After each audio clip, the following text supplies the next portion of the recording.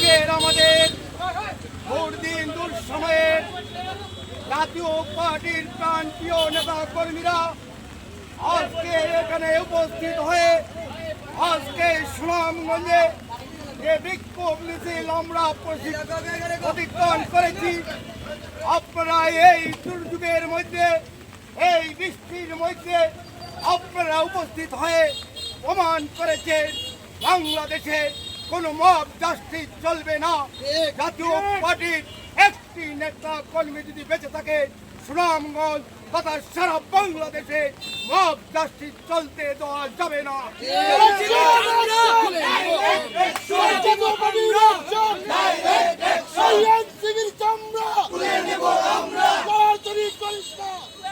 আপনারা জানেন বিগত ফ্যাসিস্ট সরকারের আমলে তাদের বৈষম্যের কারণে বাংলাদেশে ছাত্র জনতার আন্দোলনের ডাকে জাতীয় পার্টির চেয়ারম্যান জিএম কাদের স্যার আপনার সংসদে 1 তারিখ যখন জুলাইয়ে আন্দোলন ডাক দেওয়া হয়েছিল, সেদিন জুলাইয়ের 3 তারিখে সংসদে জিএম কাদের বক্তব্য দিয়ে বলেছিলেন এই দেশে বৈষম্য চলতে পারে না, ছাত্রদের ভোটার দাবিকে বাস্তবায়নের জন্য সমর্থন দিয়েছিলেন।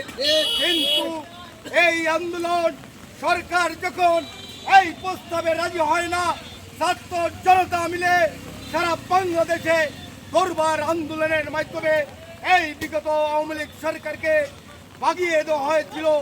আজকে কিছু নামদারি, তাদের কোনো মার্কা নেই, তাদের কোনো প্রতীক নেই, কিন্তু তারা আজকে জাতীয় পার্টির আন্দোলনকে অস্বীকার করছে। তাদের অস্বীকারে আমাদের জাতীয় পার্টির কিছু আসে যায় না। আমরা জনতার জন্য, আমরা এই ৬৮,০০০ গ্রামের মানুষের জন্য আমরা আন্দোলন করেছিলাম। আমাদের নেতা কর্মীরা জেল কেটেছিল, কিন্তু আজকে আমরা লক্ষ্য করছি বৈষম্য বিরোধীর নাম বাদ দিয়ে আজকে যে দলের মার্কা নেই, যে দলের কোনো নিবন্ধন নেই, এই একটি এনসিপি দল নামে ঘোষণা করে সারা বাংলাদেশে একটি অরাজকতা তৈরি করেছে। আজকে মানুষকে মানুষ মনে করছে না, মানুষের বাড়িঘর ভাঙা হচ্ছে, ব্যবসায়ীদের দোকানে আক্রমণ হচ্ছে, চাঁদা দাবি করছে। এই হইল সন্ত্রাসী দল, এনসিপি দল। সেটা কোনো দল হতে পারে না। তারা মানবতার বিরুদ্ধে আজকে বৈষম্যের নাম বদলিয়ে আজকে এনসিপি গঠন করে যে অরাজকতা তৈরি করেছে, তার প্রতিবাদে সারা বাংলাদেশের মানুষ আবার সজাগত হবে, আবার একটি দুর্বার আন্দোলন করতে হবে। এই সরকারকে এই বাংলাদেশ থেকে উৎখাত করতে হবে। এই সরকার সম্পূর্ণরূপে ব্যর্থ, এই সরকার ব্যর্থ হয়েছে।